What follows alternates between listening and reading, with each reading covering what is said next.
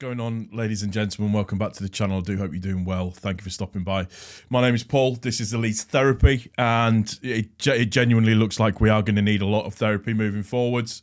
If you haven't done so already, if you could hit the subscribe button. If you are new to the channel, if you could like the video for me as well, comment the video. Anything that you want to say, feel free. Talk amongst yourselves in the comment section down below. So let's have a conversation about the state of Leeds United and where we are at the moment. So Ipswich have effectively done what they need to do. They have won the game, which keeps them 3 points ahead of us. It does still go into the last day, which effectively means if we win and then Huddersfield by some minor miracle beat beat Ipswich, then it's us that go up. I don't see that happening, if I'm honest. I'd kind of resign myself to the playoffs anyways, sort of moving forwards, and I kind of felt that's how it was going to go. Just because of the way our form's been since the international break, it's one of those things. I think as a collective, everybody needs to take a long, hard look at themselves. You know, that's not for digging out any one player. I think we need to wait till the season's over really to do that. Regardless of what happens now moving forwards, there is still a chance that we could get promoted. So there is still a chance that we could go up by a minor miracle happening over the weekend, or there is a chance that we could go up through the playoffs, and that means we have to play either, I would probably say now, I think, is it one of three? Either Norwich, West Brom, or potentially Hull? Yeah, it's one of those three, I think. Who would I prefer? I don't know. And to be honest with you, I don't really care. I don't really think it matters that much.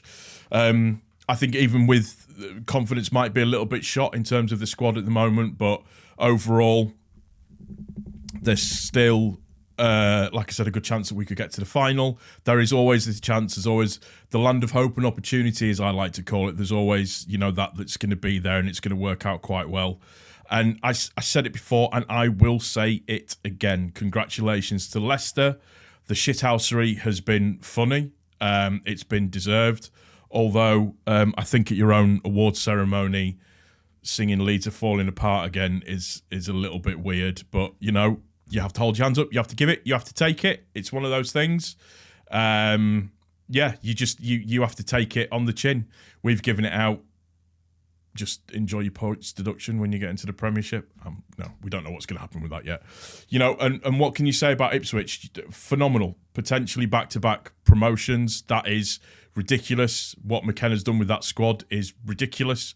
It's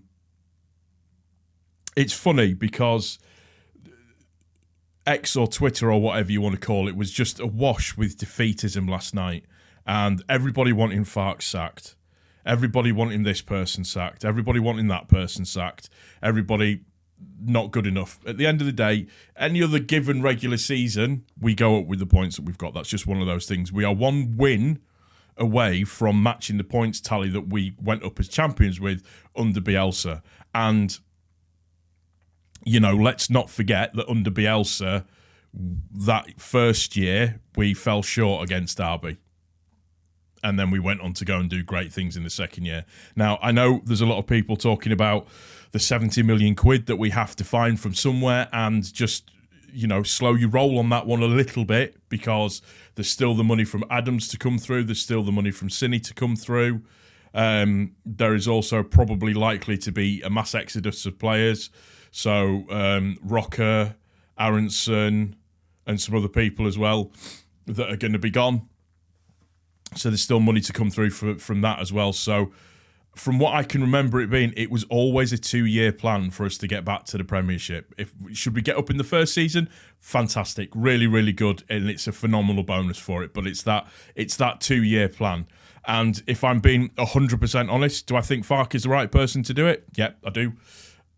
Does he need to shake it up tactically a little bit? Yep, he absolutely does. I don't think, if I'm being 100% honest, that he probably had the full squad that he absolutely wanted. When you look at it on the face of it, you know, you've got Struijk that has been injured for a large part of the second part of the season. That's a big miss. Not being able to have Ampadu in the centre of midfield, that's a big miss as well. Although, Ampadu and Rodon have dictated or deputised over, apart from it's capitulated recently, have, been the ones, the overseers to, I can't even think of the right word, have deputised, over a very, very solid relationship in terms of defensiveness.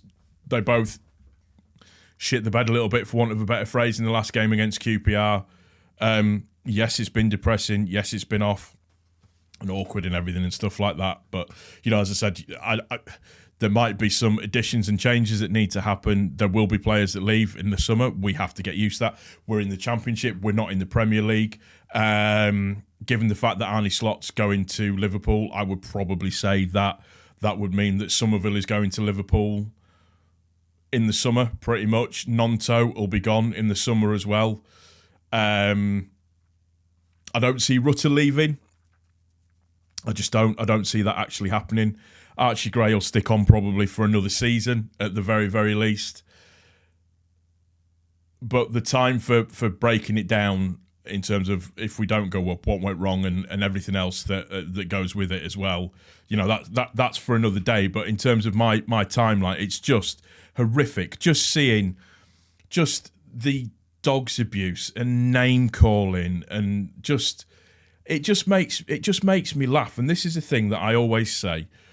Some of our fan base think that we have a divine right to be in the Premiership. We don't. You earn that right to be in the Premier League. You earn the right to be in whatever league that you're in. And in terms of the automatic promotion slots, although again, I say this with extreme tongue in my cheek, it's not officially over yet. We have not earned that yet. Over the number of games that have been played this season so far, Leicester have earned it and Ipswich are 90 to 99% there. You just have to take that fact. They've been the better team over the season. Those two have been the better two teams over the season. And it's been a collective when it's not worked properly. There has been I want to use the term penchant for players that tend to go missing from time to time. Players that maybe believe their own hype a little bit from time to time. The absence of not having a proper plan B, which, has been evident a couple of times so far this season. And we can do constructive criticism, for argument's sake. Somerville, for as good as he is, and as good as he is the Championship player of the season, for me, he has a tendency to really roll in and out of games massively. He also has a tendency to be a bit too selfish. He likes to try and walk the ball into the goal, which can be infuriating at times, but, it's just one of those things. He has improved markedly this season. You don't win that by not improving markedly. Rutter is an absolute annoyance. It can be at times like you're playing with 10 men for 80 minutes of the game, and then out of nowhere he beats 7 players, lays it on the plate for somebody, and we score. There have been times where Gruev has had to do the covering of 2 players because Kamara was poorly. Gray has played right back pretty much all season, so it's difficult to change and adapt to doing something different to what you've been used to, although giving Gray his dues when he has come in, where he has been a little bit anonymous, he'll show absolute flashes at times. And Gruev has looked tired the last couple of games. The international break has absolutely ruined us. That's just, fair balance. It's one of those things. It's what's happened.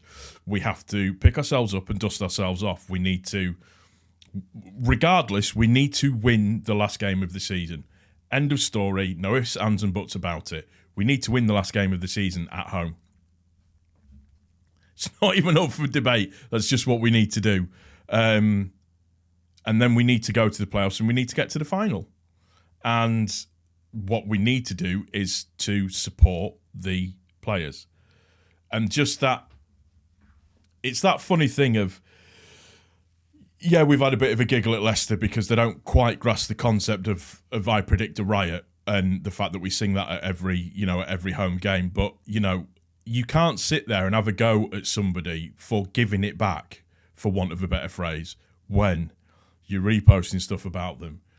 You're constantly arguing with them in the, in the feed on X and everything and stuff like that.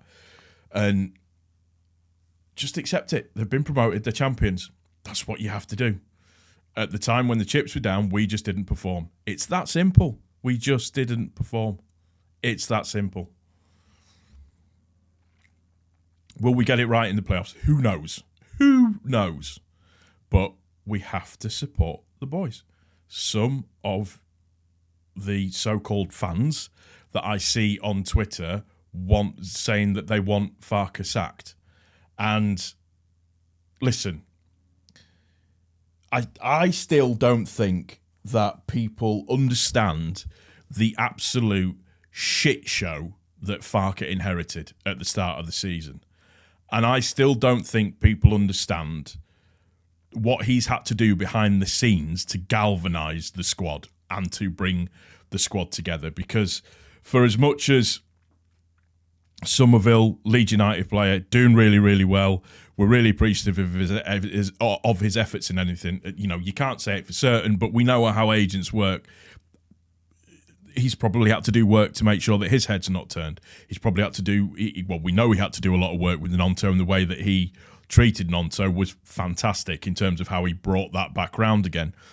Having to rehabilitate Dan James at the same time as well, bringing him back into the fold and playing again on a regular basis. The work that he had to do with Bamford. Don't forget, Bamford was injured for a strong stretch of the actual season as well. There's just little things that just didn't fall for us.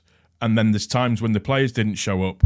And then my one biggest criticism of Farke is just substitutions just being too late, always to allow people to affect the game how we want them to, to affect the game. But like I said, you see some of the vitriol on X and some of the things that people are saying, like complaining because you're congratulating Leicester for getting promoted. No, that's just showing a little bit of style and a little bit of class, when in some cases some of our fans don't do that, and it's embarrassing. Well, you embarrass yourselves, really, to be honest with you, but there it goes. I mean, the majority of us aren't like that, so that's absolutely fine. But a little bit of class and a little bit of humility goes a long, long way. I get the banter, so if you give it out, you have to take it. End of story. I feel like I'm rambling again a little bit, but I've had some stuff that I wanted to get off of my chest. And if Saturday doesn't go our way, then it doesn't go our way. Then we're in the playoffs, and we get behind the boys, and we support them to the absolute maximum of our abilities. For me, what will be, will be. Am I disappointed that it's kind of faltered out like a wet fart? Yeah, a little bit, but we move on. There's more important things in the world that are going on at the moment. And I'm not saying that you shouldn't support your team. Of course you should support your team. And of course it's serious for everybody. Of course it means something to everybody. It means something to all of us. Listen, I was like, I'm not paying attention to the game at all. And for the entire 90 minutes, I'm doing this constantly throughout the entire game the other night. But, that's the way we are as fans. It's what happens. And yeah, I get disappointed, but I'm not surprised with some of the... Genuinely don't know what happened then. My camera just decided to fail. What was I saying? Yeah, I get disappointed and I get upset at some of the... Not upset, you get annoyed and frustrated at the shit that you see on the timeline, because it just gets toxic and you just think, just have a word, sort yourselves out. The season's not exactly finished yet, and there's still something to fight for. There's still something to play for. And while there is still something to fight for and play for, I'll back the lads 100%. And hopefully everybody else will do the same as well. So, with that in mind, please subscribe if you haven't done so already. Like the video as well if you could. Share the video. Comment. Argue amongst yourselves in the comment section down below. And, from one Leeds United fan to another Leeds United fan, we're all depressed, but the boys need us. Head down, let's get on with it, and let's see what we can do. Let's see what we can achieve. That's going to do it for this one. Take care. I will speak to you next time.